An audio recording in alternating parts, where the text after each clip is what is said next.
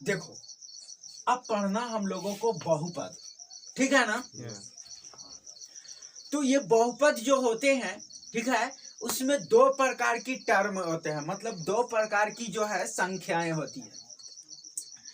एक चार संख्या होती है और दूसरा क्या होता है, अचार संख्या, ठीक है ना।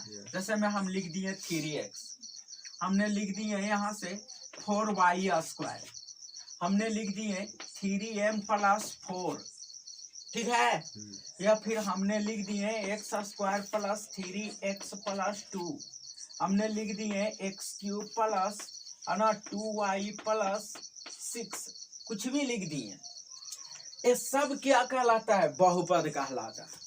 क्या कहलाता है, बहुपद। बहुपद कहलाता है। तो इसमें जो 3 है यानी 3 है वो क्या है, आचार संख्या है, कांस्टेंट है। ये जो 3 है वो क्या है, कांस्टेंट है। और x जो है वो क्या है, तो है ना, यानी कांस्टेंट मतलब आचार है। 3 को क्या बोलेंगे, आचार, ठीक है। लेकिन x क्या है, चार संख्या है। x क्या है, चार संख्या है। एकरा में चार का चीज है, आचार, ना बदलने वाला। आचार माने ना बदलने वाला। और y² क्या है, चार संख्या है, मतलब y क्या है, चार। इसमें देखो 3 और 4 क्या है, आचार संख्या, क्या है, आचार संख्या। लेकिन m क्या है, चार संख्या। उसी प्रकार से x जो है यहाँ पे चार संख्या है, लेकिन 3 और 2 क्या है, आचार संख्या है। इस प्रकार से ये चीज हो गया, समझ में आया। तो इसको हम लोग बोलते हैं क्या, इसी को हम लोग बहुपद बोलते हैं। क्या बोलते हैं, बहुपद। बहुपद। समझ में आया ना। चलो अब जरा ध्यान दो, बहुपद में एक चीज है ना, कि ये जो बहुपद है ना, कभी कभी चार और आचार के रूप में लिखा हुआ भी रहता है तो बहुपद नहीं होता, वो भी समझ लेना, ठीक है ना। हाँ, किसको हम लोग बहुपद बोलेंगे और किसको बहुपद नहीं बोलेंगे। जैसे सुनो, अगर कभी लिखा हुआ है कोई बहुपद तो उसका जो है, उसकी पावर जो है माइनस में नहीं होना चाहिए। है तो एक ही बात, ठीक है ना, लेकिन उसको तोड़ तोड़ करके, छोटा छोटा कर करके हम बता रहे हैं, है एक ही शब्द, कि वैसा नहीं रहेगा तो फिर बहुपद नहीं कहलाएगा। तो किसी भी बहुपद का चार संख्या का पावर माइनस नहीं होना चाहिए। आचार का माइनस रहे, बटा में रहे, कुछ भी रहे, उससे मतलब नहीं है। समझ में आया ना। यानी चार संख्या का पावर माइनस में नहीं होना चाहिए, ठीक है। दूसरा, हम छोटा छोटा एक ही बात को कई टुकड़ा में तोड़ करके बता रहे हैं। दूसरा, किसी भी चार संख्या जो है उसका जो है ना, चार संख्या जो है वो बटा में नहीं होना चाहिए। समझ में आया ना। अगर ये तो ठीक है, लेकिन देखो ये बाटा में है तो फिर ये भी बहुपद नहीं होगा।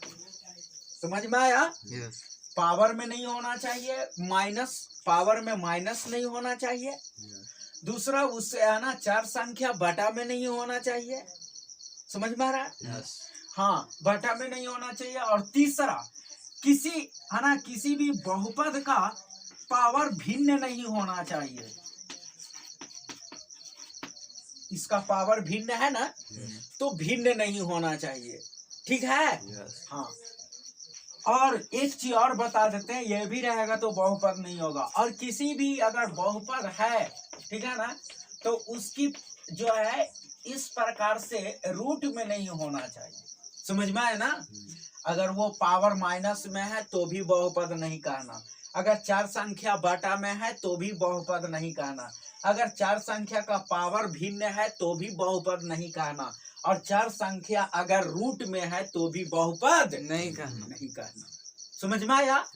अब कहेगा कि क्या है था वो जो बोल रहे थे। हम बोल रहे थे यही है ना, कि भाई जैसे ये भी लिखा हुआ है तो इसका भी पावर भिन्न है कि ना। हम बोले थे ना कि रूट एक्स को क्या लिखा जाता है, एक्स के पावर 1/2 लिखा जाता है कि ना। तो भिन्न हुआ, यही वाला बात ना यहाँ पे लिखा हुआ है। लेकिन हमने 2 बार करके समझा दी। देखो यही चीज ये भी लिखा हुआ है, इसको भी ऊपर ले जाएंगे तो माइनस होगा कि नहीं। है। तो ये चीज हो गया। तो इस प्रकार से हम लोग कहेंगे अगर ऐसी कोई समस्या है तो फिर वो बहुपद नहीं है। हाँ, चार संख्या कुछ भी रहे, चार संख्या सॉरी आचार संख्या का पावर माइनस हो, आचार संख्या का पावर भिन्न में हो, आचार संख्या का आचार संख्या रूट में हो, कोई प्रॉब्लम नहीं है। सिर्फ चार संख्या यानी x हो गया, y हो गया, m हो गया, n हो गया, ये सब जो होते हैं ये सब की जो है ना, ये समस्या नहीं होना चाहिए। समझ में आ गया?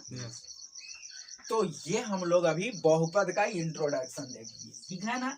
अब इसमें कुछ कुछ चीज पढ़ना है। जैसे पढ़ना है सबसे पहला गुणांक।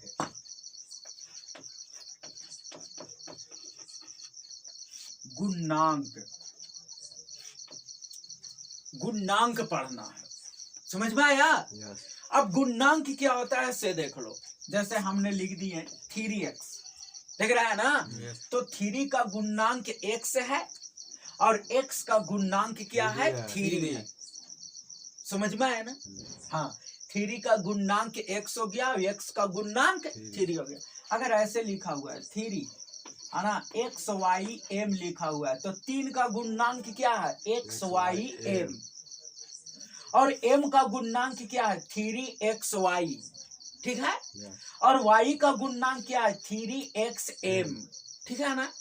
और x का गुणांक क्या है? 3y m। यानी जिसका भी गुणांक पूछेगा उसको छोड़ करके बाकी को लिख देना है।